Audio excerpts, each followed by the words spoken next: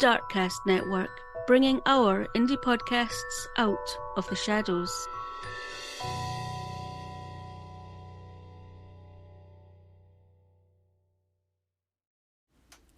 Just before we dive into this week's episode, here's a promo.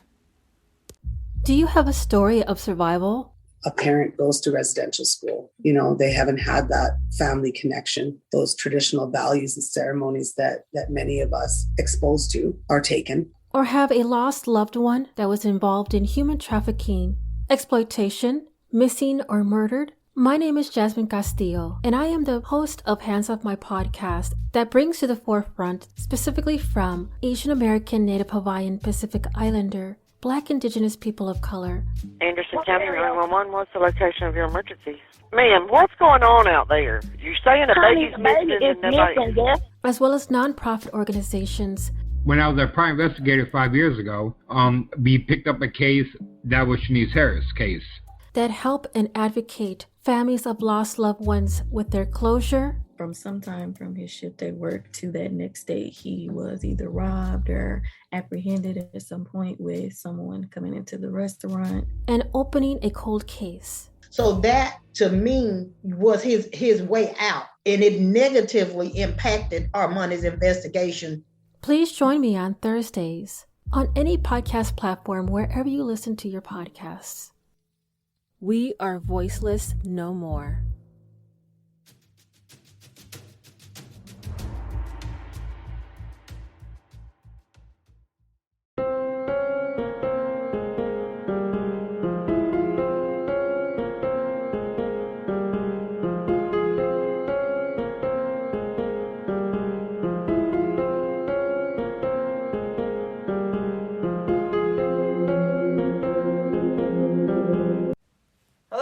Welcome to CrimeDivers. I'm Laura. And I'm Jill. And welcome to today's episode. Hello everybody, welcome back. Or if you're new here, welcome. Welcome along. So Jill, where in the world are we today? We're in the UK. Okay, and the title?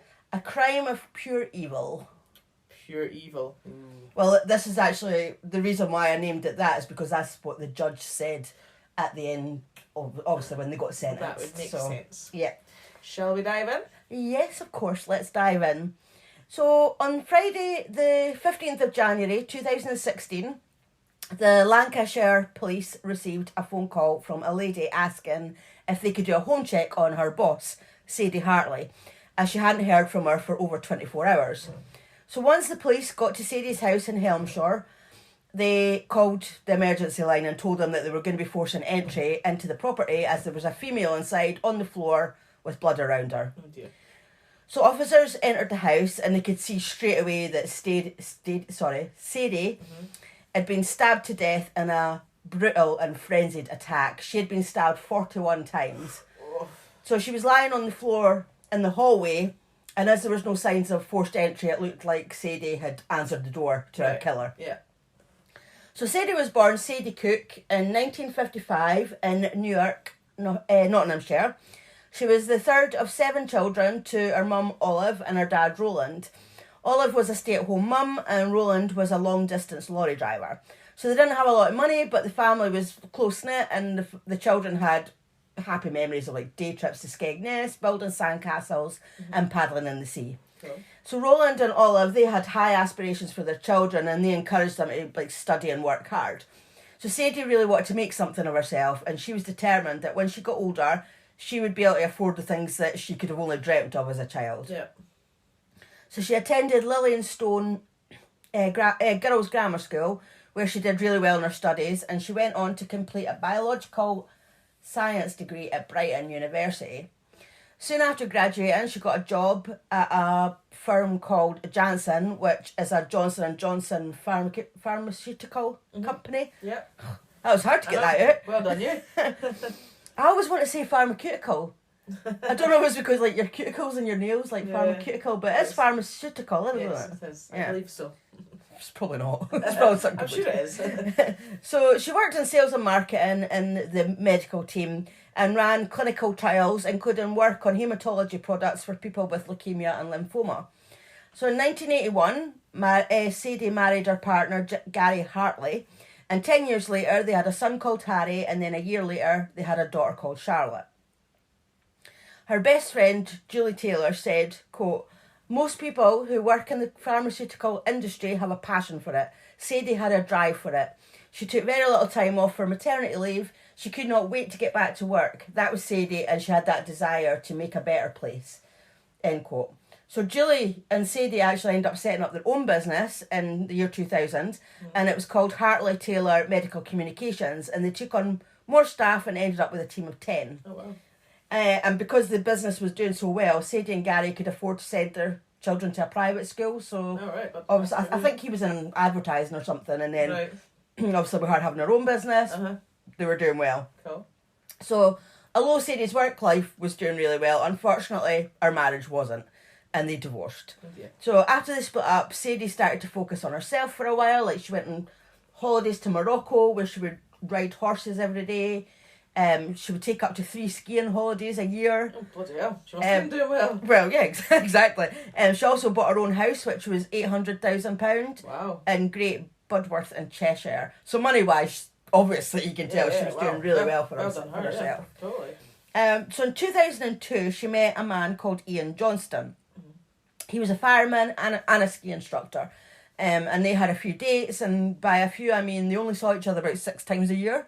Oh, right, okay. So very casual, though. Yeah, I'm not entirely sure, but I think they maybe lived, because I think they maybe lived about an hour away from each other. And like, she was really busy with work, he was busy with, you know, he was a fireman and he was a ski instructor, so I think they were just a bit busy. Yeah. And they actually dated for 3 years. Oh, wow. But it just fizzled out, and it seemed to be because of, you know, as I said, Sadie's work commitments. He was really busy as well, and Ian said, quote, "Sadie was undoubtedly a man. Oh my goodness, that is so bad. Okay, start that again. Start that sentence again. Quote, "Sadie was undoubtedly a lady of means." I have no idea where I'm really sorry, Sadie was not a man, she was a lady of means. She'd worked all her life incredibly hard. I can't tell you a more hard-working person I've ever met. So 5 years passed, and then in 2010, Ian retired from the fire service, and Sadie bought a new house in Helmshire where he lived. So that's why I think they lived away from each other before. So obviously they split up 5 years ago, but she'd end up moving there, so they rekindled the romance because he had more time in his hand, they lived closer. So the couple would go on like exotic holidays, and they would see each other several times a week rather than 6 times a year. And then at some point, I'm not sure when, but Ian moved in with Sadie in her £800,000 5-bedroom house. Wow. So the murder investigation starts straight away. So that was just a little bit about Sadie. Yeah. So back to the murder investigation. So obviously it starts straight away. There were CCTV cameras on the street where Sadie lived, so gathering footage from those was a priority. And a fragment of plastic was found on Sadie's jumper, so that was sent away to the lab. Right. And I have to say, thank God for CCTV. I mean, CCTV played a massive part in this case. Yeah. Like, if it wasn't for CCTV, that wouldn't have been solved. But we wouldn't have known half of what we know, so that was a massive thing. So from the footage, they saw a Renault Clio parking in the street, in Sadie's street, at about 8 p.m, and as it was so close to Sadie's house, they assumed this was probably the killer in that car. Right. From CCTV footage of the area, Sadie's last movements could be seen. So on the afternoon of the murder, Sadie was seen at stables not far from her house, where she has a horse there. She tended to her horse, and then she arrived back at her house at 7:30 p.m. Shortly after that, because it was about 8 o'clock, the car believed to be the murderers arrived in Sadie's street. So it must have been round about that time. Right, okay. So on the day that Sadie was found dead, she had actually been supposed to meet Ian in Switzerland. So he had left 10 days before for a skiing holiday, so he wasn't a suspect in her murder. Yeah. I like how you went, all right. I know, I was like, oh. Because usually usually it is. You're suspecting the man, aren't you? Yeah, totally, which is terrible, but that normally, well, they do say a lot of times it is someone that they know. Yeah. But no, he was in Switzerland. Right. And she was supposed to be, she mustn't have been able to go with him at the time, so she was meeting him a few days later. Right. But he did tell the police about a suspicious incident a few months earlier. So in the previous August, someone had broken into their house, and Sadie had been scared and nervous about being in the house alone since then. Right. So this was actually the first time since the break-in, since August. This is January now. So this is the first time she'd been alone. Oh Christ! And typical, something happens. Yeah. So was that a coincidence, or had someone been watching her all this time and took their chance, knowing that Ian wasn't there? Yeah. And he also told police that Sadie had received a strange visit the week before she was murdered. So he was obviously away. Because he was away for 10 days. Yeah. But she told him over the phone that someone had knocked on the door, and when Sadie answered, it was someone delivering flowers. Right. So the woman knew Sadie's name. And it wasn't like from a flower company or anything like that. It was just somebody delivering flowers. Oh, so, just like somebody went to a shop and bought flowers and was taking them round. Okay. So the woman knew Sadie's name, or the person, sorry, knew Sadie's name. But yet there was no greeting card on the flowers, which Sadie found really odd. Right, okay. So I'm not sure what the sort of interaction with them was. I don't know if the person just handed the flowers and sort of walked away. She didn't have a chance to speak to them or whatever. So detectives treated that as a clue, and were thinking, like, was this a dry run? Like, was the person practicing sort of getting there and getting away, like maybe timings, making sure it was the right house, all that kind of stuff. So they requested the CCTV footage of Sadie's street on the night of the delivery, as well as obviously the murder. Makes sense. So Ian then went on to tell them that he had been having an affair with a woman called Sarah Williams, but he had since broke it off with her. Right. So I think this relationship with this Sarah Williams was a bit on off. I mean, he said that they were off. Wait a minute. I think him and Sadie had been off while he was with her. And right, okay. I'm not quite sure if there was overlapping or, I'm not quite sure. But basically, he was involved with two men on and off right at the same time. I think so, yeah. So in September 2014, Sadie had received... So remember, this is like a year and a half before her murder. Sadie received a letter from Sarah. Right. Telling her that she had been having an affair with Ian. Right. And I'm going to read this letter out to you, and she does go on a bit, so I'll just warn you now. So this is the letter, okay? Okay. So, Dear Sadie, I think you should know that Ian has been cheating on you for over a year. He's been having an affair with me since he returned from Camp Swiss in August 2013. By his own willing admission, Ian is not in love with you, never has been and never will be. It's a bit brutal. What I got from it was like very immature. I thought this, because Sarah, I think she's 35. And I'm thinking, you sound like you're in high school. Yeah, that's true. The lack of any form of chemistry or spark between you has been mentioned several times by different people who have no vested interest in either of you. It's like, why are people talking about it? Well, yeah. He doesn't love you is blatantly obvious for anyone to see, and is clearly backed up by the way he is behaving. Right. Make no mistake about it, Ian knows that you're buying him, and so does everyone else. He has said this himself by his own entirely free admission. Right now, he is letting you do it because it suits him to do so, whilst he does what he wants behind your back. We have been sleeping together and doing everything else that goes with it, week in, week out, for some considerable time now. Have a look around the house. There's plenty of my things around the place. This was before they moved in together, so this is Ian's house, right, okay, not Sadie's house. I was going to say, that's a bit weird. Has he even changed the sheets since we were last in there? There has been more lying, deceit, and sneaking around that you would ever think. Did you really think he would go to the pub that many evenings? The sex is unbelievably fantastic. Really? The best he's ever had by a really long way. Oh my god, right. That is so mature. We have never been able to get enough of each other. It satisfied a need in him he will never really be able to suppress or manage without. Ian is stressed out and extremely depressed. His mental state is somewhat of a serious concern to me, hence why I'm writing to this. And it's like, no, this is not why you're writing this. No. You're writing a letter to his girlfriend to tell her that you're having an affair because of his mental health, because you're worried about his mental health. Yeah, no, also, you're being a bitch, and you're... Well, you're almost gloating. And exactly, you're rubbing it in. I mean, like, that's... There's... If you want to tell her... I get it if you want to tell her, Not that it's up to you to tell her. I mean, it's up to him to tell her, I would say. Yeah. But you don't need to be going on about how good the sex is and all that stuff. That's rubbing it in. That's gloating. That's unnecessary information. It's bitchy. Yeah. It's not nice at all. No. It just goes to show what kind of person she is. Yeah, totally. I feel you have played a significant part in getting him the state he is in now, which appears to be worsening by the day. Ian explained some time ago that you are extremely ruthless in business and will do whatever it takes to get what you want. He explained that you would trample over anybody and their family to realise your goals. He also explained that he felt that you would treat your personal relationships like a business. That would certainly appear to be true regarding him. From my perspective, who gives a fuck about your perspective? Yeah, it appears that you decided you were going to trap Ian in whatever way necessary. You have put him under huge financial pressure due to your wildly differing desired standards of living. I appreciate that you have more than enough money to pay for whatever you do. However, Ian is a proud man who is not happy to be bought by you. So she's totally contradicted herself. She just said that he was happy to be bought by her. Yeah.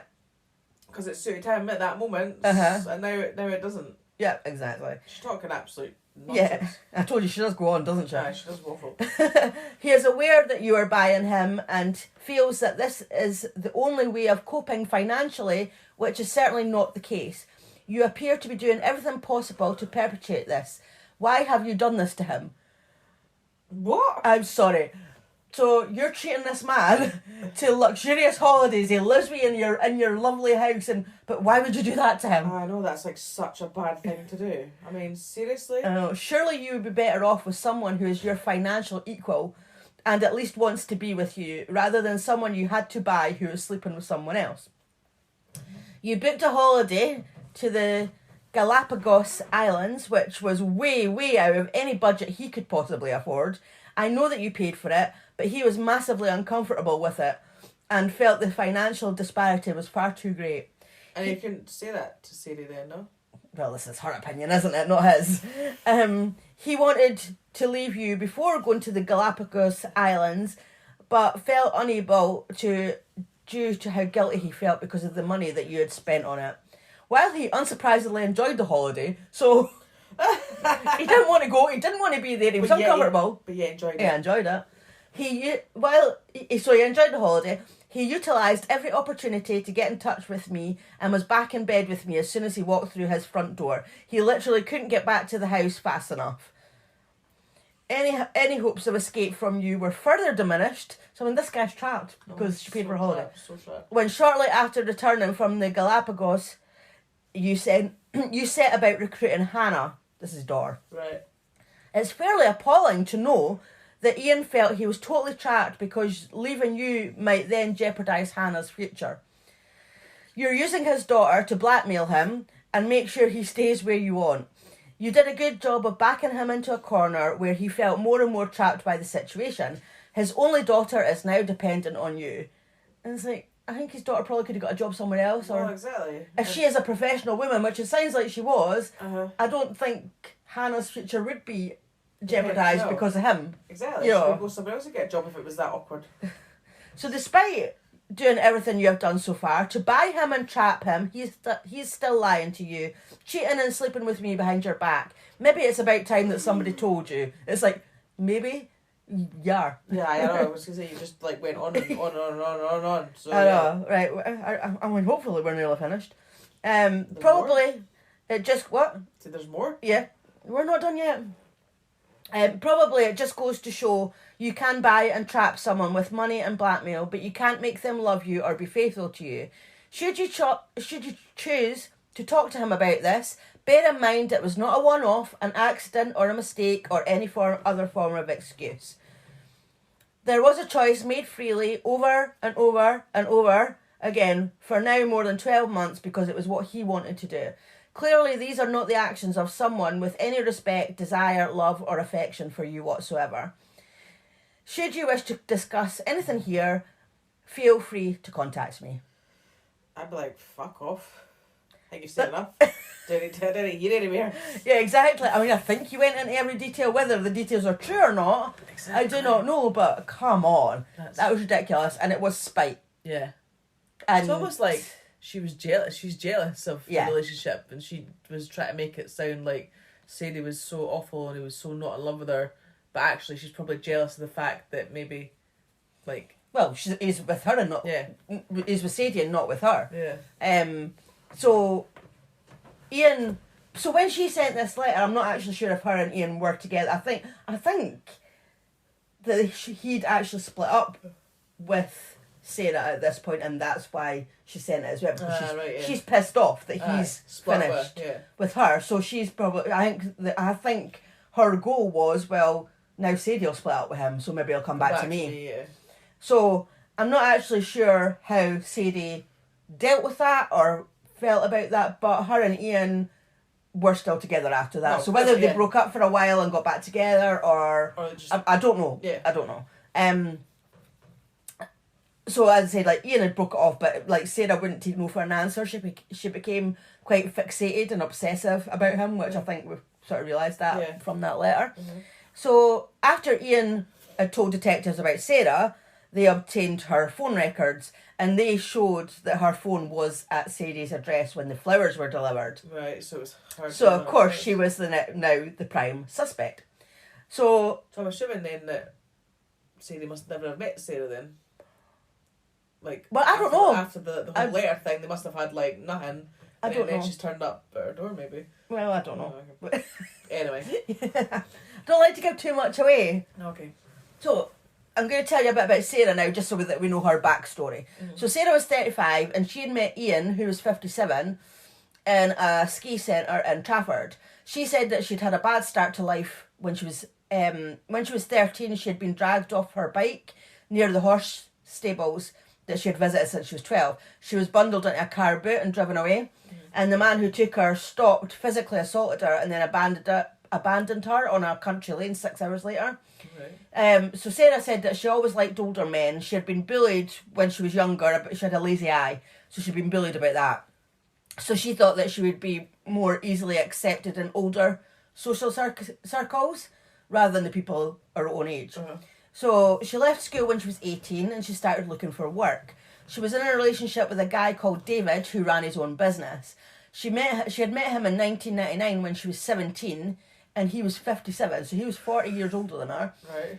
And she obviously wasn't bothered that he was actually married with children. So she got a job selling insurance at HBOS Bank and she bought her own house. So David was still living with his wife, so they were still going on, but he was transferring £320 a week to Sarah. Right. So with that on top of her own wages, like, she was doing all right for her money, because, you know, $320 a week, especially back in, like, the early... Yeah. Well, she met him in 1999, so, like, the early 2000s by the time she moved out. Well, that'll be alright. So, to a young lad, I say 320 quid a week, plus her own wages. Yeah, totally. So she was doing all right for her money. So in June 2010, she moved to a new house, and David gave her £75,000 to cover half the price. I'm just thinking, what does your wife, do you... where's all this money going? Like, £75,000's a lot of... I would notice if my husband was... Unless he's got separate bank accounts or secret bank accounts. Yeah, he must have, because... And he must have been earning he had his own business, so he must have been earning a hell of a lot of money to be able to transfer £320 a week and then 75 grand. Oh, that's all right. So she started renting out her old house, she bought the new house, and then she bought another house to rent out thanks to her friend Katrina Walsh, giving her a loan of £43,000. So she'll have been the income coming in from the rent as well. So, and this as well, like, Sarah and David would go on up to 12 holidays a year. So I'm thinking, right, that's once a month. Yeah. Where does your wife think you're going? Unless you thought maybe business trips. But maybe business trips. Maybe by holiday they might have just been going away for like a long weekend or a few days or something. But that's a lot. That is a lot. So the day before Sarah's 30th birthday... Can I just say something though? Like, I feel like she's got such a cheek saying that Sadie... was buying Ian. Yeah. And so then she sounds like She's been bought by David in some ways. So I'm like, you got a bit I never actually thought of that. double standards there. So the day before Sarah's 30th birthday, she was driving along the M60 motorway in Manchester. She glanced to the side and she saw the chill factor Factor. I don't know if it's really factory, but it ends with an E, not a Y. Chill Factor. Chill Factor. But it's just got an E on the end. Oh, okay, yeah. Right. She glanced to the side and saw the Chill Factor ski centre and decided that she wanted to try skiing as a new hobby. So she loved it, and after spending so much time there, she became an accomplished skier. David didn't want to ski as he said he was too old. Because he'd be over 60 by, he'd be about 70 by now. So Sarah was, actually eventually offered a job at the travel agents at the Chill Factor as a sales advisor because she spent so much time there and obviously got to know them. And she actually ended up getting a job there. Right. So within months of learning to ski, Sarah started a relationship with her instructor. So he was a 47-year-old Thai martial arts gym owner. David knew about the relationship, so he's paying all this money to her, but still knows that she's having relationships with other men. But he ended up getting really jealous. So Sarah broke up with the instructor as she was scared that David would leave her because, you don't lose that money. But then to me, she's probably earning enough money on her own now anyway. If she's got renting out 2 properties, she's got a job as well. I mean, she's got plenty of money coming in. I know. So she split up with the instructor, and then not long after that, she started a relationship with a guy called Andy. He was staying at the same ski lodge as Sarah and David when they were on holiday in France in 2012. But they didn't do anything while they were on holiday, which that would have been a bit too far. You're on holiday and having an affair with somebody else. But their relationship started when they were back at home, and it lasted for a year behind David's back. She obviously was like, "No, I'm not going to tell him about this one." But Andy broke up with Sarah because she wouldn't leave David, which I'm not surprised she wouldn't leave him because she's getting to do what she wants. Yeah, totally. And getting money. Yeah, I know. So, but yeah, I mean, she's a total hypocrite. Oh, aye, totally. So then Sarah met Ian at the ski resort. So Ian started working there as an instructor and offered to give Sarah lessons, and of course we know that they started a relationship. Even though she was an accomplished skier. Yeah, aye. Does she just want the lessons just to get closer? Just to get close to him, yeah. But so as we already know, Sarah saw this as a serious, loving relationship. But Ian said later that he saw it as a purely sexual relationship. Whether that's true or not, we don't know, because he said that later. So we don't know the actual. We only know what she said about the relationship, really. Yeah. So that was just a bit about Sarah's background and how she met Ian and stuff. So back to Sarah being a suspect in Sadie's murder. So once the police saw that she had been on Sadie's street the night that the flowers were delivered, they decided to arrest her. So they burst into her house at 3 a.m. on the morning of January 17th, which was actually only 2 days after Sadie's body had been found. Right. And they had body cameras on, so you actually see her getting waken up. She's just sitting up in bed with nothing on. I must admit, I'd hate that. I know. I just think, why did you not just knock on the door though? Yeah, because that's quite. And why are you doing it at 3 o'clock in the morning? No, because the thing is, right? I mean, that's quite scary for anybody, and I mean, that could not be the police. That could have been like anybody breaking in at our house and coming to do anything. Yeah. So I mean, that's quite brutal from the police. It is. I mean, I have no sympathy for the women. Oh no. But I just think I don't think it's necessary. Like, why did they have to do it at 3 in the morning? Like, why couldn't they wait until like a more reasonable time when she would be naturally up and come and knock on the door? Well, that's what I mean, yeah. Because I can understand it more if it's like maybe like an armed and dangerous person or something like that they need to obviously apprehend pretty quick. But I mean, if like she was lying in bed asleep. Well, exactly. Like, what was the rush and the urgency there? Do you know what I mean? Like, a few hours later, they could have just knocked on her door at say 8 o'clock in the morning, and then picked her up then and arrested her if that's what they were doing. I mean, I thought exactly the same. I just thought, why?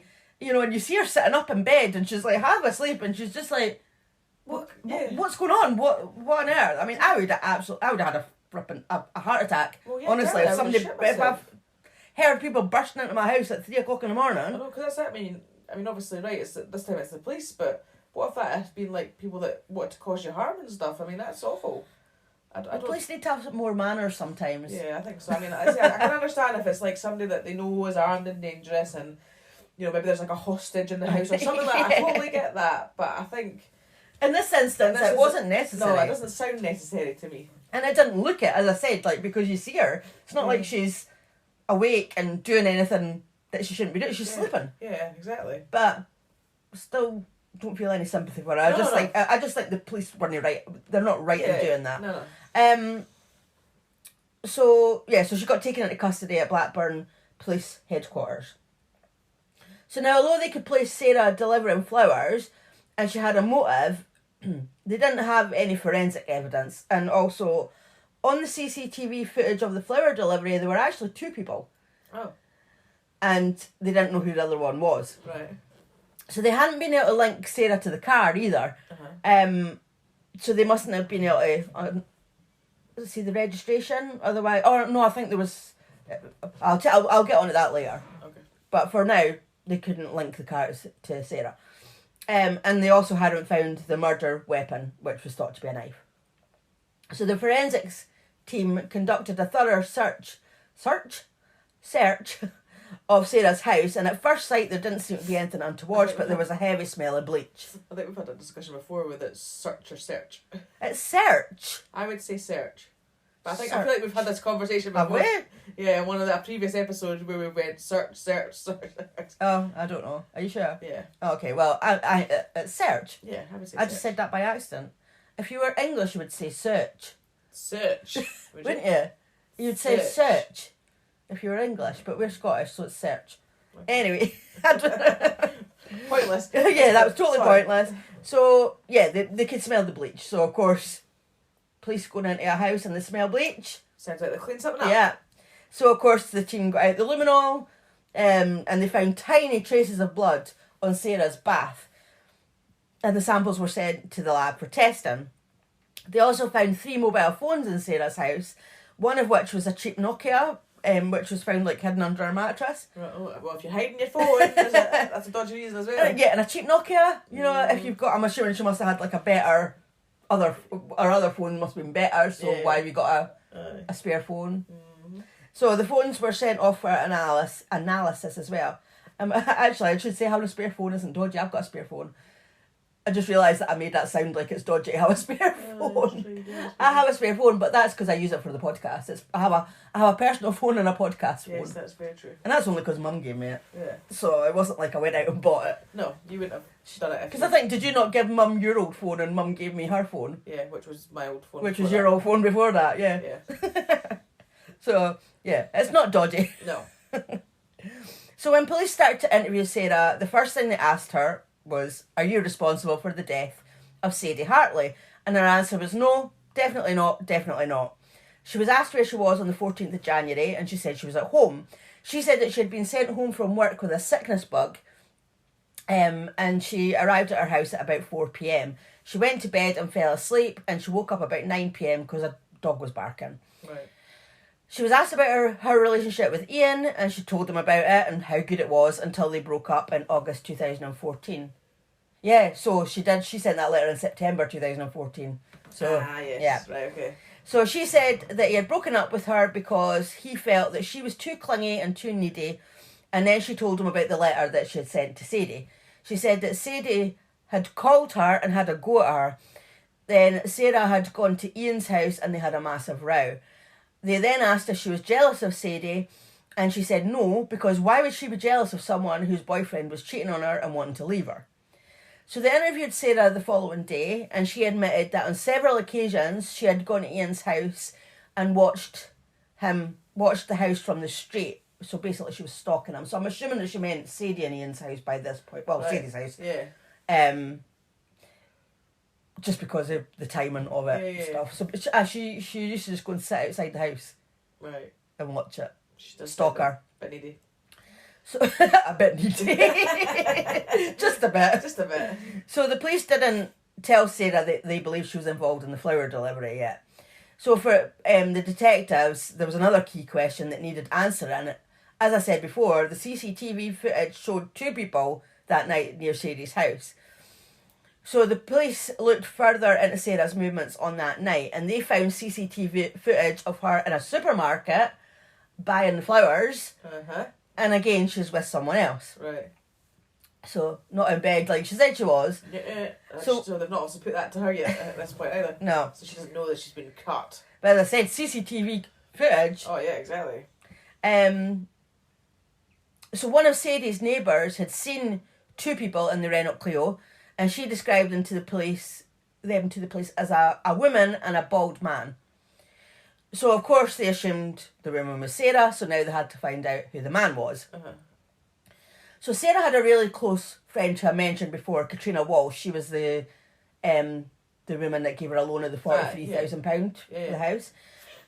She was 20 years older than Sarah, and she was a riding instructor. But they had a really close relationship there. So the police decided to talk to her just to see if she could give them any useful information about Sarah or about who the man could be. Yeah. So, but when she sat down, she took off her hat, and she was bald, as she suffers from alopecia. Oh.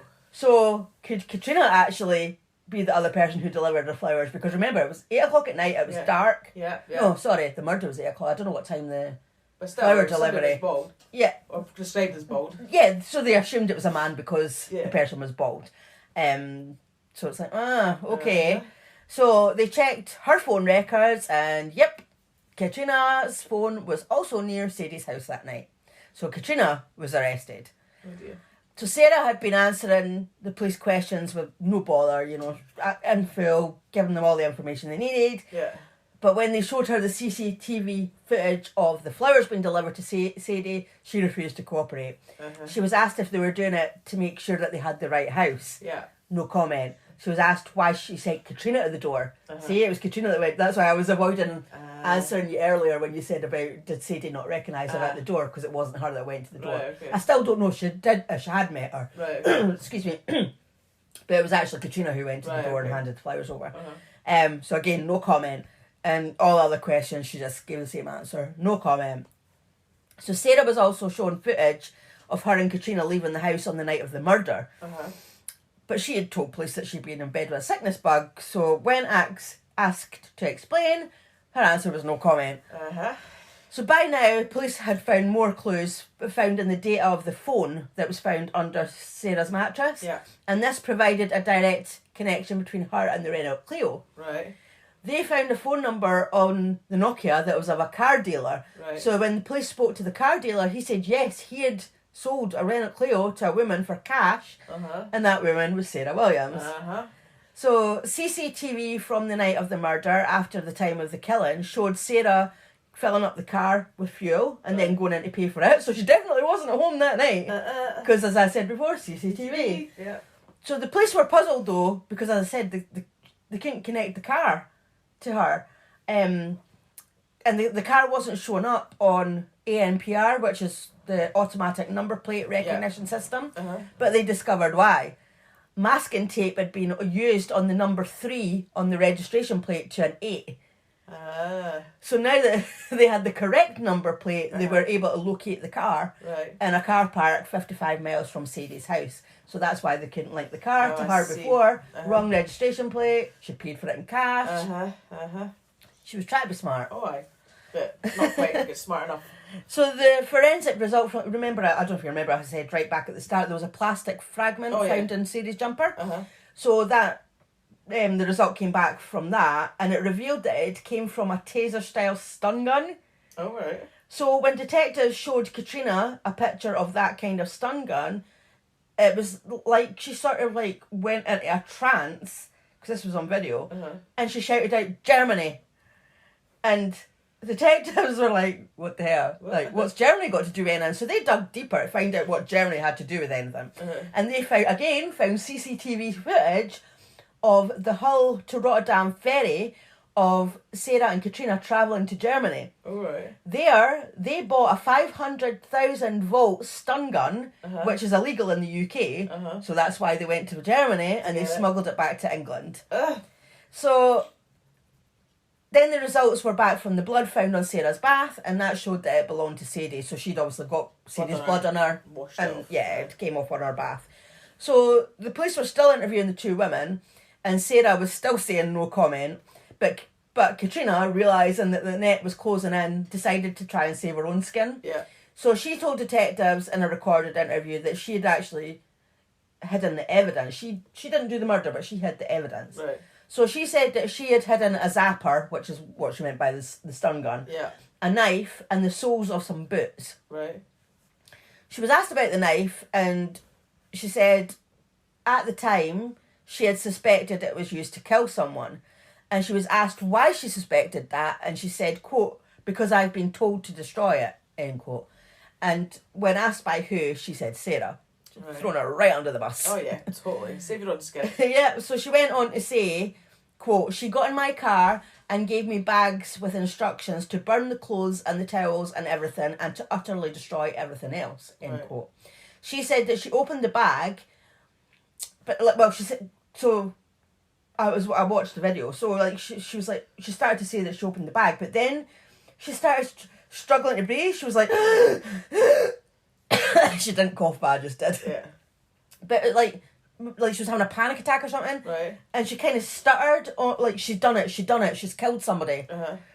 And I've got evidence. So she was stuttering and repeating herself. Right. I mean, I don't know if she was genuinely having a panic attack, but it kind of looked put on to me like she was acting. Aye. But she might have been having a panic attack, but not because she realised that Sarah had killed somebody, because she realised that they were caught. Yeah, they were caught and she was going to get in bother. I'm really sorry, I'm going to have a drink after that. Trying to breathe.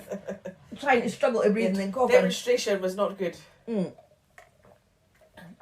Right, okay. So she's saying that she had nothing to do with the murder. She had just been given the evidence and got told to get rid of it. Yeah. So in another recorded interview, an officer asked Katrina, well, why did Sarah trust her with the evidence? Yeah. Like if she had nothing to do with the murder, why did Sarah trust her? Yeah. To get rid of the evidence? And Katrina said, well, Sarah wanted to frame her for it, of course. She wanted to frame her for the murder. Oh, right. Why else? Right, okay. Right then. So she was asked why she didn't go to the police station and tell them what had happened, and she said that she was more frightened of Sarah than anything else. Right. So she was obviously trying to just save her own skin and try to get off as lightly as possible. I mean, she knows that they've been caught. She's trying to get off as lightly as possible. She then told the detectives that she would show them where the murder weapon was. And it was at the stables where she worked. We shouldn't do a very good job of destroying it then, did we? No, she buried it. So police found CCTV footage at the stables which appeared to show her trying to hide something. And then she led them, I think she must have hid them in like different places.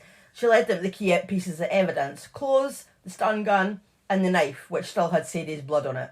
So yeah, not a very good job of destroying the evidence. No. So as they were getting everything ready for court, the police found another clue: 2 diaries of Katrina, which spelled out in great detail how they intended to murder Sadie. So this is her that said that she had nothing to do with it, but stupidly she wrote diaries for 18 months. Katrina wrote in her diaries every detail of the planning and plotting to murder Sadie. So this wasn't just a spur of the moment, oh my God, I'm going to kill her. Yeah. 18 months they were planning this for.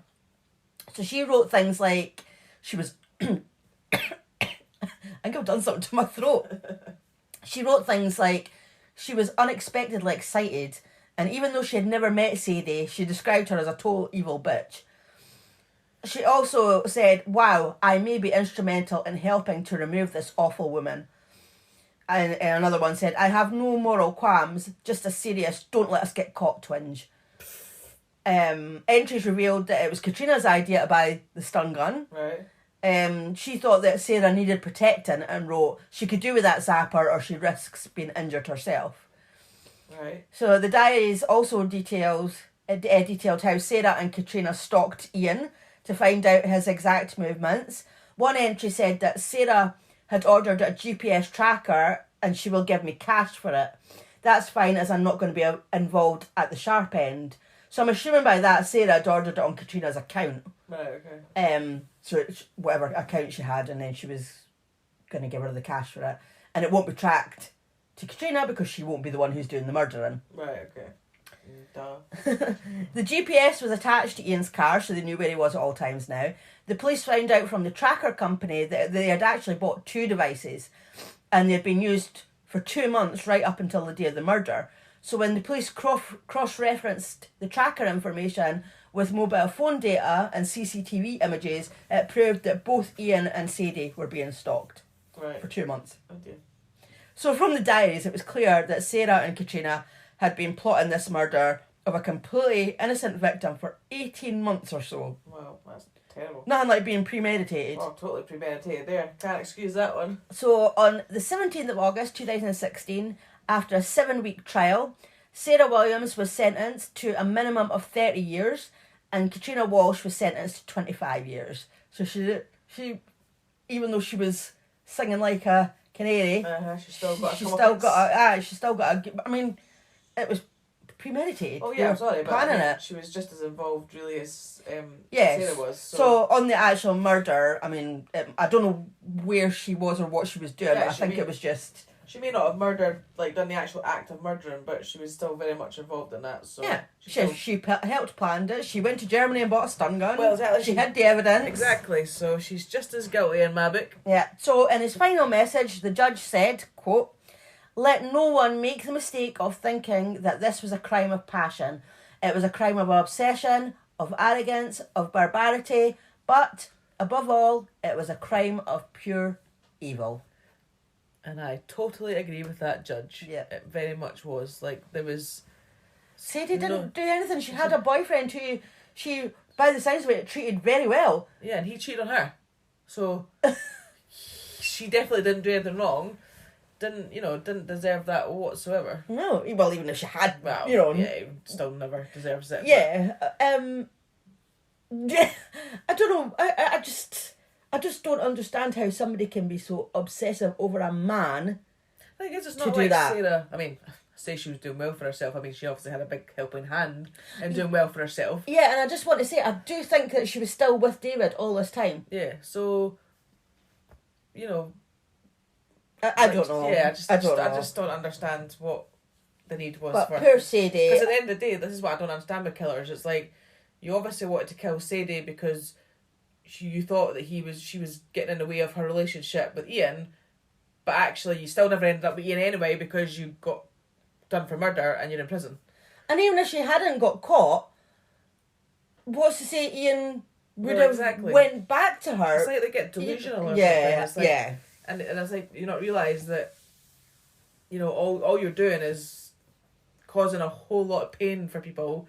You've killed somebody totally innocent, and you've obviously lost your freedom. So what was the purpose? What did you gain from that? Because you didn't gain anything from that.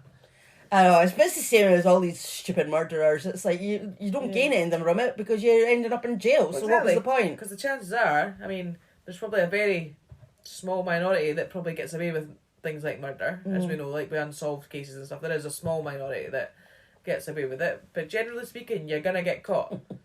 So why would you want to take that risk? To what was your end game there? Like, what were you getting from that?